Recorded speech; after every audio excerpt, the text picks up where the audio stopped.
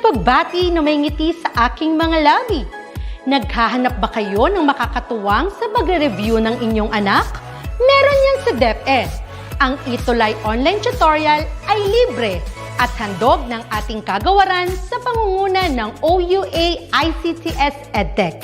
Ito ay isang proyektong makatutulong sa mga mag-aaral, katuwang ang mga magulang o kasama sa kani-kanilang tahanan para masagutan at maunawaan ang mga modules. Hangad din ng programang ETULAY ang matulungan ang ating mga guro sa kanilang mga blended learning classes.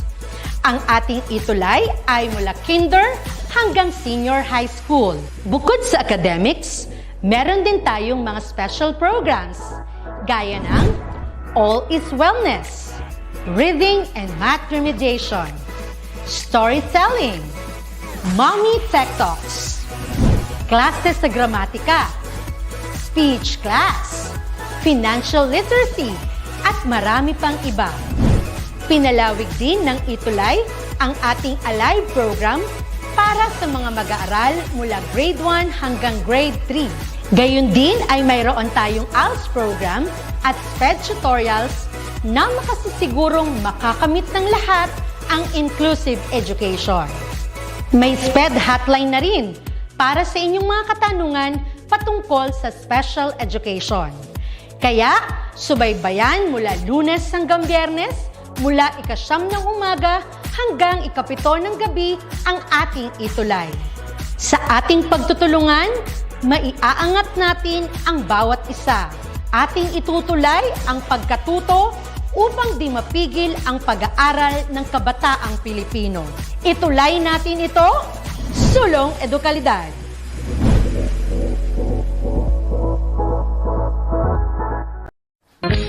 Welcome to your ETULAY online tutorial program.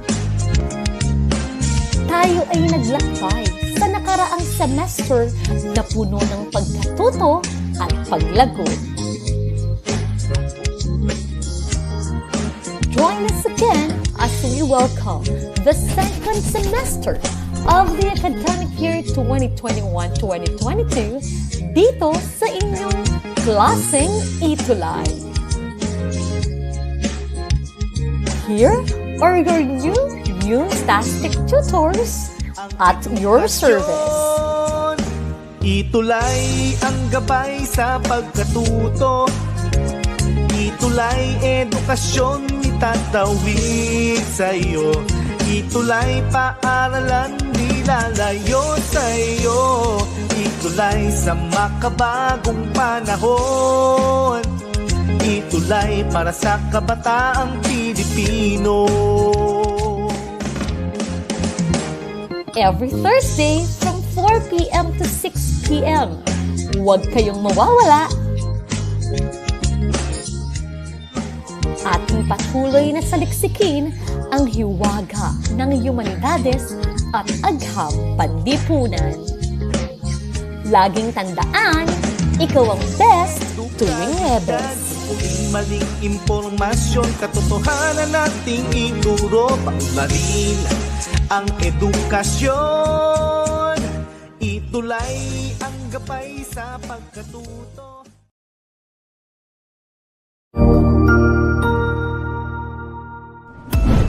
Mabuhay! Isang mapagpalang araw sa ating lahat. Ako ang inyong lingkod, Tutor Madge. Welcome sa ating ETULAY, ang ating libreng online tutorial na hatid ng ating kagawaran ng edukasyon, ICTS EdTech. Ang programang ito ay inaasahang makatutulong at maging karagdagang kaalaman sa mga mag-aaral mula kinder hanggang senior high school, ALS, Alive, at SPED learners. Bukod sa pagsagot ng mga modules, ang ETULAY ay may mga special programs din na siguradong aabangan ninyo araw-araw. Katuwang ang ating mga minamahal na mga magulang at guro ay maitutulay natin ang pagkatuto. Kaya, ihanda na ang inyong module, lapis, papel o kwaderno. Ihanda rin ang isip, mata at tenga sa isa na namang makabuluhang aralin. Tayo nang matuto kasama ang inyong volunteer online tutor sa oras na ito.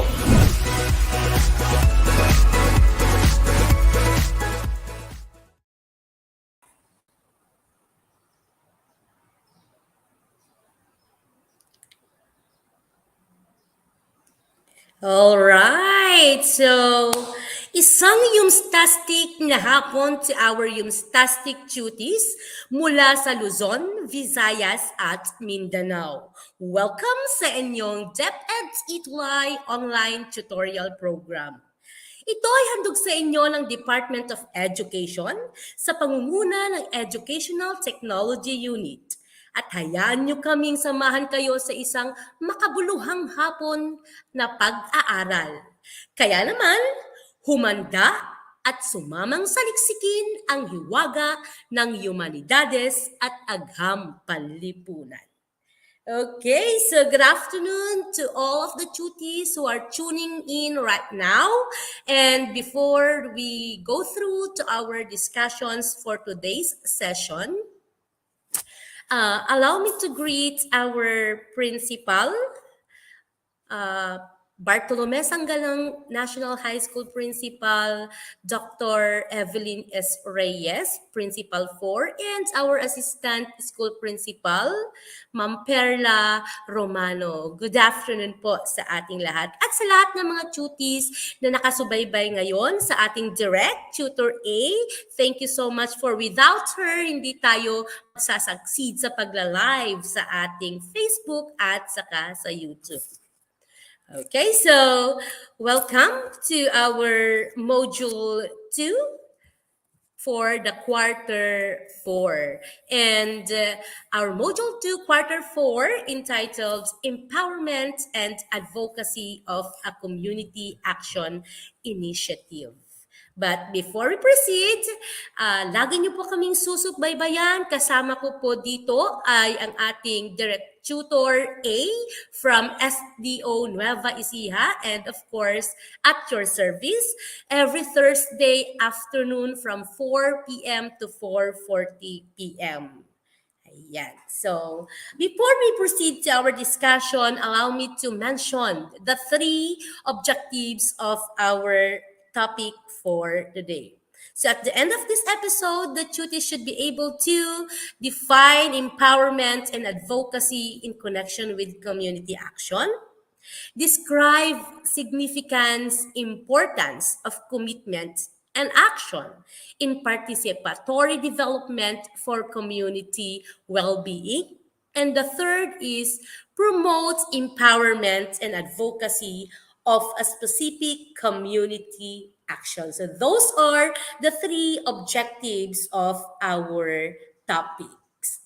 Okay, so we would like to again, walang hanggang pasasalamat ang aming sasambitin sa DepEd Bataan for always lending us their module na nagawa.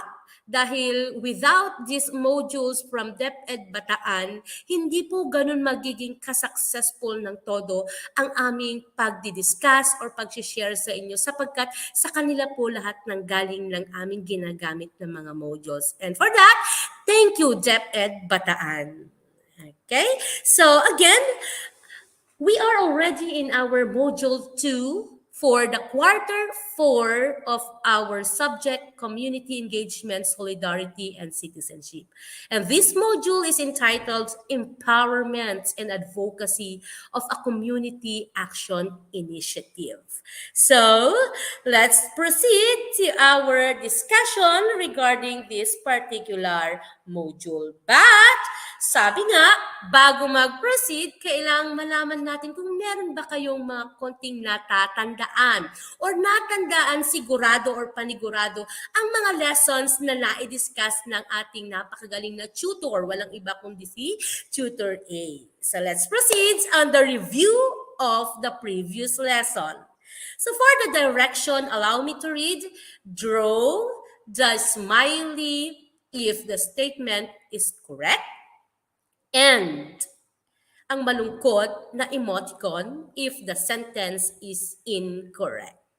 Okay, so I hope everybody will participate. So hello there to our tutor na laging sumusubaybay, Tutor Edson Mayorina Reyes. Hello, tutor, for always pagsubaybay sa aming episodes. And ganun din sa ating mga cuties from Bartolome, Sanggalang National High School. Thank you so much. And I hope you will participate in our review of the previous lesson. Okay, so let's proceed in our item number 1. So community actions must give members and leaders a voice in the community action. Is it a smiley emoticon or a sad or nahihirapang emoticon? So, ano kaya ang sagot sa ating katanungang item number 1? So, hinihintay ko ang inyong reaction habang naghihintay ako. Again, thank you so much for always tuning with us sa ating session. Ayan, at nakita ko nga, kauna-unahang sumagot ay si Sijin from Bartolome Sanggalang National High School. Tama kaya ang kanyang emoticon? Let's try to find out kung tama or mali. Okay, so you are definitely correct, si Jean, at halatang halata na ikaw ay sumubaybay noong nakaraang session or nakaraang lesson. So let's proceed in item number 2. Human rights are acquired when a person reach the legal age. Ang human rights daw or karapatang pantao ay na-acquire lamang ba sa tuwing nare-reach ng isang tao ang kanyang legal age, the age of 18? Tama ba? So what's your answer? What's your emoticon for item or item number 2? So, again, laging nangunguna sa pagsagot si Jean. Good afternoon, Gerald Tubay. Jean, tignan natin kung tama ba ang inyong mga sagot. Okay, so that's a sad face. Congratulations sa lahat ng mga nakakuha ng correct emoticons. So let's proceed in item number 3. Okay. So, social equity is the fair access to opportunities in livelihood, education, and resources. Is it smiley or is it a sad face or nahihirapang face for question or article number 3? Okay, I'm waving and I am waiting for your response. Okay, so andito na ang unang sumagot, si Rod Granadoso. Rod Granadoso, got. Tignan natin kung ang kanyang answer ay smiley or sad face. Okay, so the correct answer is smiley or happy face. So therefore, everybody is correct. Those who mentioned or those who gave their answers are correct. Thank you. And item number 4, the objective of participatory development is to engage the marginalized group in programs and activities that will benefit them. Okay, so objective po kaya ng participatory development ay para ma-engage ang mga taong nasa laylayan or mga grupo na nasa laylayan na kung saan lahat ng programa ng tinatawag nating mga organizations ay magbe-benefit sa kanila. Is it smiley or a sad face? Okay, so I can see an answer here from Rodalyn Family Grito. Smiley. Let's check if it is correct or not. Okay, so it is correct. So smiley ang tamang sagot. And the last item, but not the least, sex is defined as the attitudes and feelings and behaviors that a given culture associated with the person's biological being. So, tama kaya na ang dinidefine natin dito ay ang salitang sex or ibang word ang ating dinidefine dito? Is it smiley or a sad face? And I can see answers or an answer dito sa ating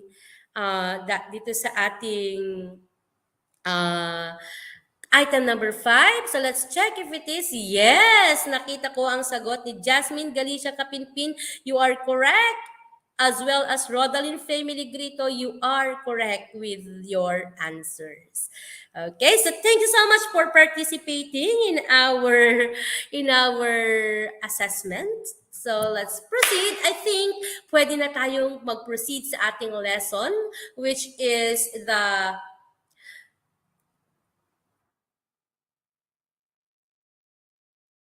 yan. So I can see it na meron tayong konting problem na nakikita. Mukhang iba yata sa ka-excitedan ko ay iba yata yung aking na-feature na PowerPoint. Pero okay naman dito sa aking PowerPoint.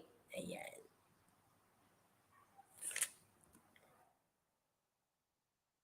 Ayan. Sorry, kapag po kasi nagla-live, medyo nadadala ng excitement. Ayan. Kaya ayan, nagkakaroon tayo ng konting lesson 2. Okay, lesson 2 of our module, lesson 1 of our module 2 is about the topic or the title of strategies of empowerment and advocacy of a community action initiative.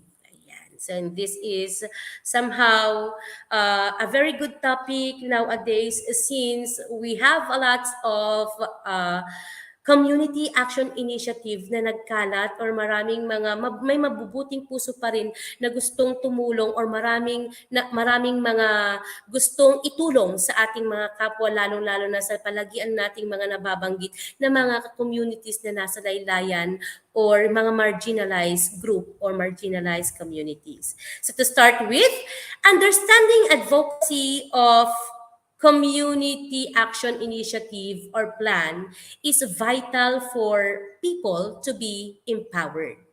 So napakahalaga na malaman or maintindihan ng bawat tao sa isang community kung ano yung mga ibig sabihin or ang ibig sabihin ng mga tinatawag nating community action initiative, and as well as yung plan ng mga grupo, whether this is an NGO or a government na pwedeng mag-initiate or magbigay ng tulong sa bawat community na ninanais nilang matulungan.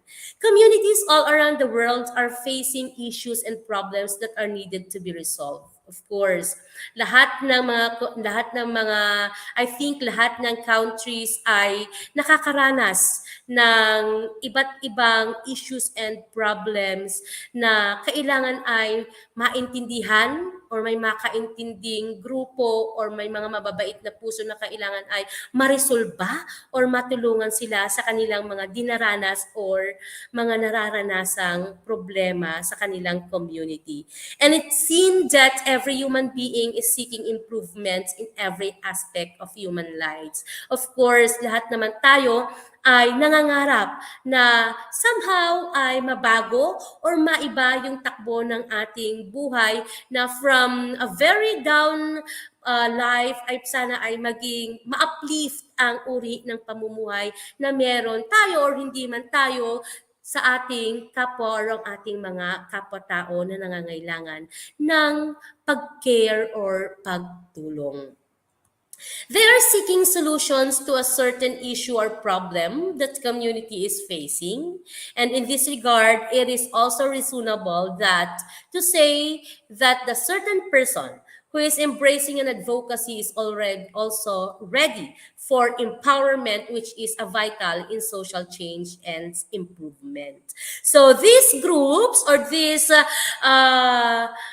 these groups are seeking for solutions and doing solutions for a certain issue na meron sa isang community. And in this regard, it is also reasonable na kailangan ay yung mga tutulungang community para sa pag-proceed sa advocacy ng isang grupo ay somehow dapat sila ay bukas palad, bukas kamay na tinatanggap kung ano man yung gustong itulong sa kanila ng mga grupo na gustong tumulong sa kanila.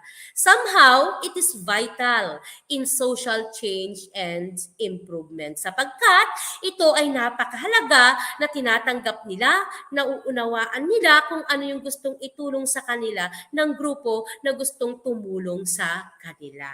Para saan? Para sa pagbabago or hindi man pagbabago, sa improvement ng buhay nila or sa kung anong meron sila in the present. Okay. So again, so let's try to identify or define the words that is or that are pwedeng ma-encounter sa ating lessons for today. So the first one here is the word empowerment. So ano nga ba yung salitang empowerment? So allow me to read the definition of the word empowerment. So empowerment is the act of giving somebody more control over their own life or the situation they are in, or giving somebody the power or authority to do something. So, napakadaling maintindihan pag sinabi kasing empowerment. You are somehow giving hope to somebody or someone na kaya niyang i-control or kayang-kaya niyang dalhin ang kanyang sariling estado or sariling buhay. Or kayang-kaya niyang i-handle regardless of any situation na pwede niyang maranasan or nararanasan niya sa kanyang buhay. And by that, by means of helping that person to empower himself or empower herself, ay nagkakaroon siya ng power din niya or ng katapangan niya or authority para gawin ang isang bagay para masabi niyang kayang-kaya kong gawin or i-perform ang isang bagay na dapat kong i-perform. So that's what we call empowerment.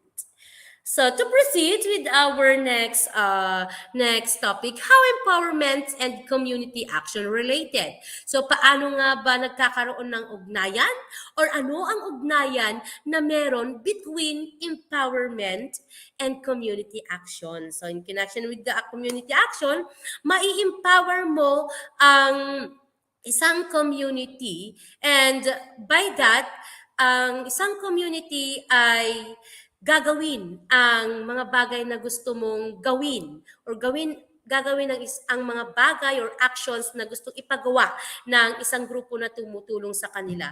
And by planning or by giving such plan para sa community or action plan para sa community na iyon, na may educate mo sila kung paano nila ito i-perform or may educate mo sila kung paano nila ito gagawin, then kung kaya mo nang i-discuss or kaya mong ibahagi sa kanila kung ano yung dapat na gawin, then there is empowerment to that community. Kakayanin nila sapagkat ikaw na grupo na tutulong sa kanila ay naibigyan mo sila or nabigyan mo sila ng sapat na lakas ng loob para i-perform ang isang action. And advocacy is somehow your support, the advice or yung tulong na pwede mong ibigay sa community or pwede mong ibigay sa tao na gusto mong ma-empower. Ayan. So advocacy in connection with community engagement also means attaining people empowerment. Of course, kapag naibigay mo yung advocacy mo sa kanila, naituro mo sa kanila, nabigyan mo sila ng tamang proseso kung paano gagawin yung advokasya mong itinuro sa kanila, therefore, matututo sila nito at alam na nilang gawin ang plano na ibinigay mo sa kanila, then they are relaxed or confident na kayang-kaya nilang gawin ang isang bagay. Or kapag nagawa nila ang isang bagay na pinlano mo or advokasya na itinuro mo sa kanila, therefore, maaari silang matulungan sapagkat ito ay makakapag-improve sa kanilang life or sa kanyang stand sa buhay. So what are those strategies of empowerment and advocacy in community action? We are using the lesson from HUBERMAN in the year of 2014. So first, secure is strong leadership. Kailangan na ang advokasya na gagawin mo ay ikaw bilang isang leader ng advocacy na ito ay may mga qualities na mga sumusunod. The will to serve. When I say the will to serve as a leader of a particular group or advokasya. Aside from that, you have the capacity to provide human resources and even infrastructure na kailangan ninyong magamit sa inyong advokasya. Pangatlo, your ability to gather and manage financial resources. And of course, the respect and support of the community. Gaya nga ng sinabi natin kanina, kasama ang community. Kailangan matanggap ng community kung ano yung advokasya at maintindihan ng community ang advokasya na gagawin mo sa kanilang lugar. And by that, kapag nalaman at naintindihan nila, makukuha mo panigurado ang kanilang respeto at suporta.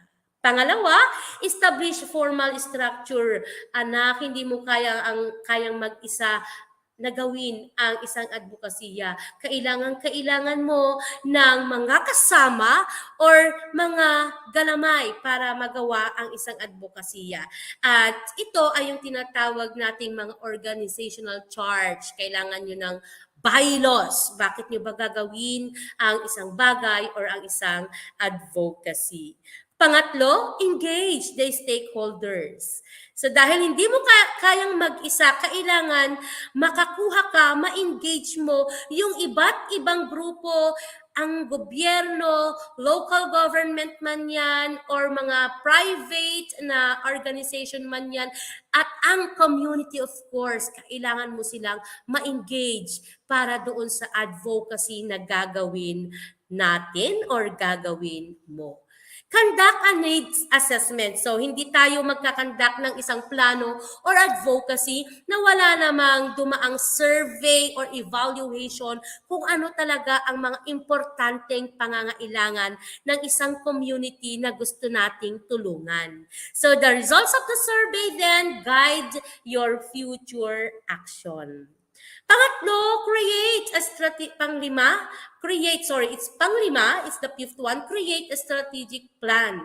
Develop a strategic plan na nalilay out lahat ng mga gagawin mo or lahat ng mga objectives na gusto mong ma-attain or makuha. Because your strategic plan will structure ang magbubuo sa mga nasa isip mo lamang na plano.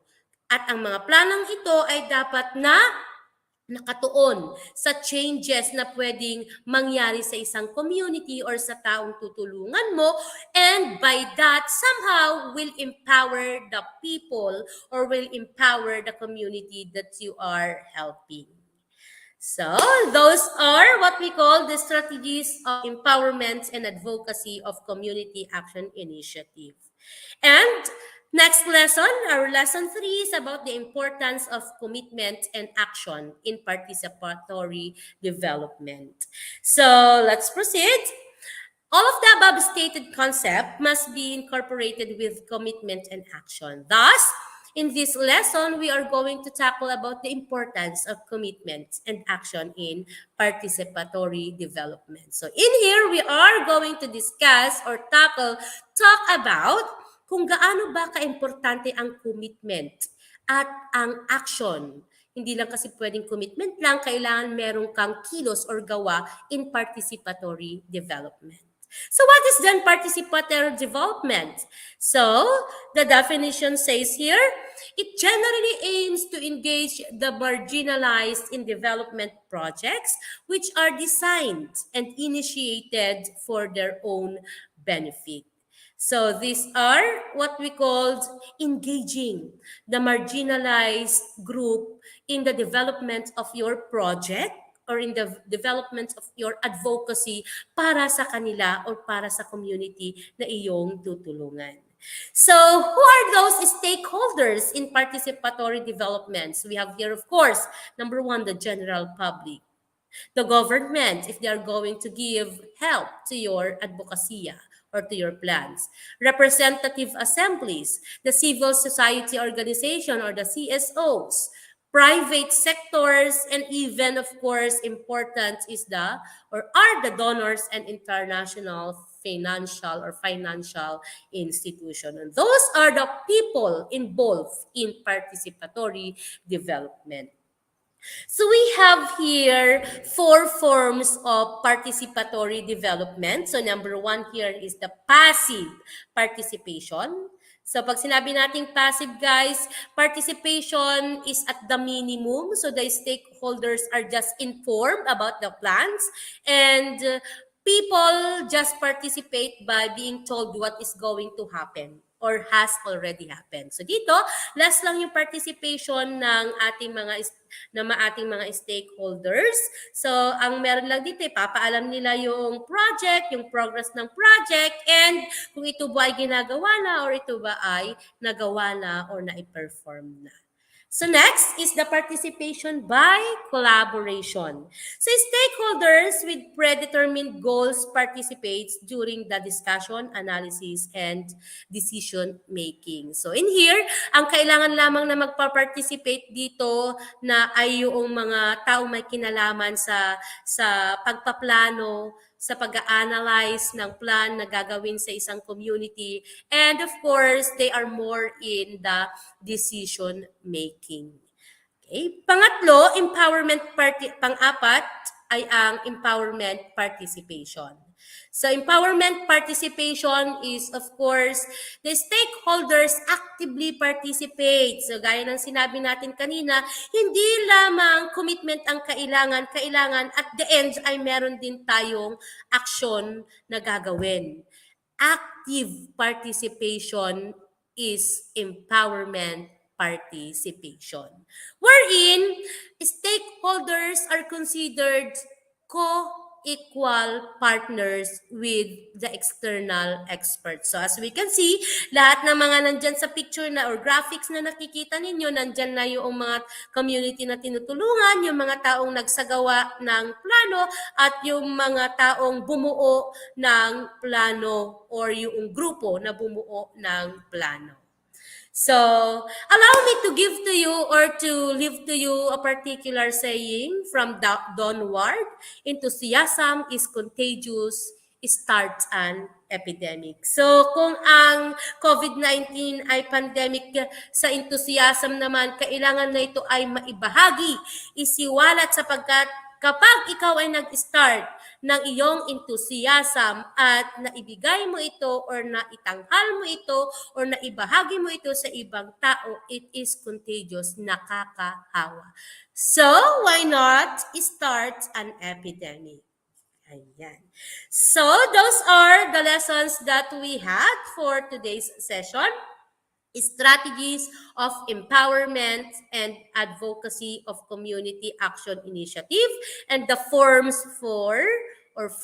of participatory development. Okay, so let's proceed into the assessment. Let's try to see if you have something in your mind na naiwan galing sa discussion na nagawa natin sa ngayon. Hello, Tutor Janine Santos. Hello po. Okay, so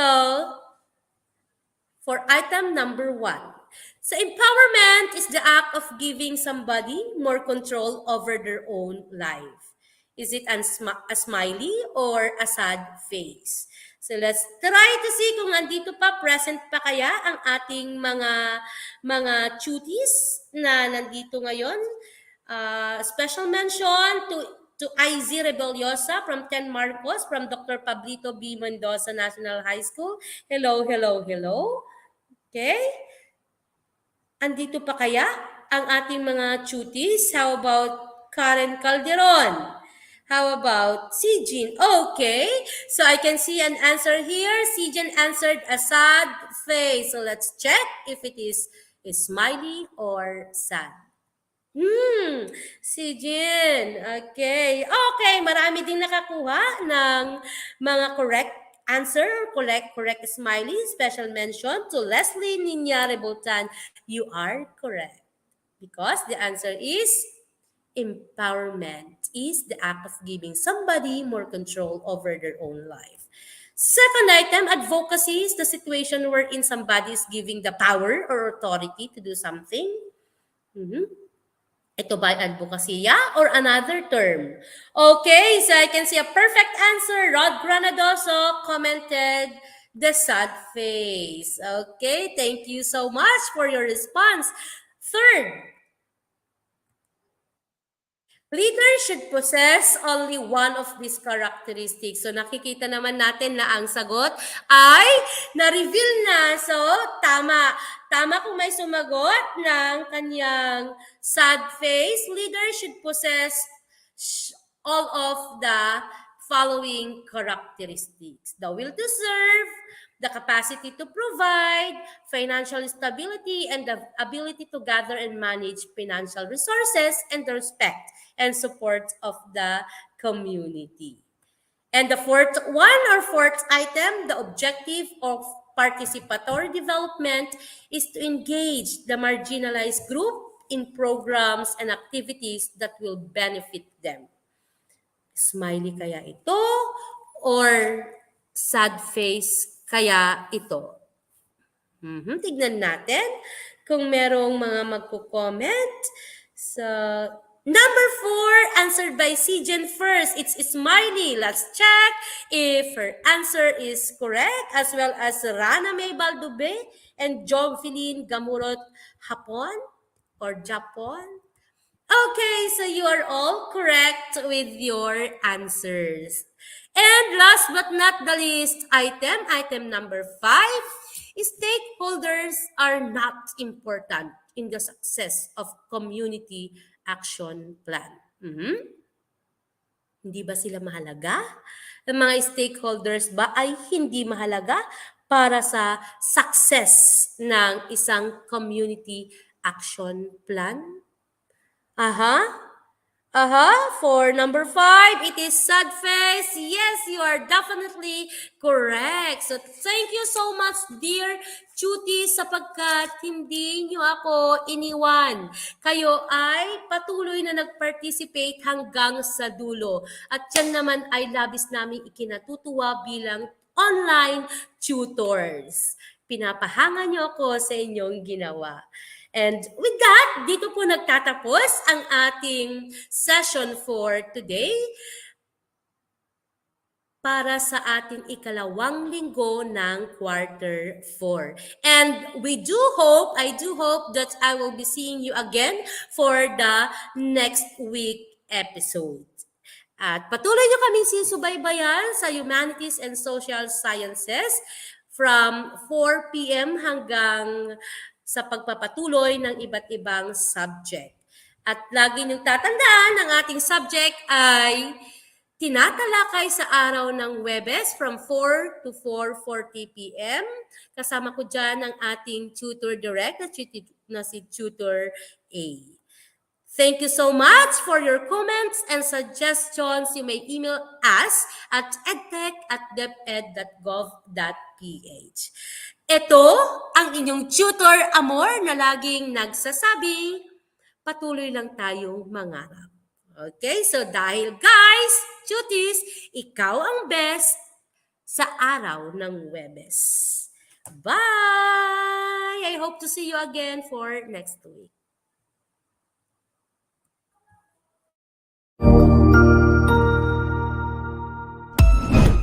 Ang husay naman! Natapos mo ang iyong tutorial session kasama ang iyong mahusay na ETULAY tutor. May bago ka bang natutuhan? I-share na yan gamit ang hashtag #ETULAYLevelUp. Huwag aalis ha, dahil may susunod pang programa na pwede mo ring panoorin at salihan. Dahil naghihintay na ang iyong mga tutors. Happy learning dito sa ETULAY!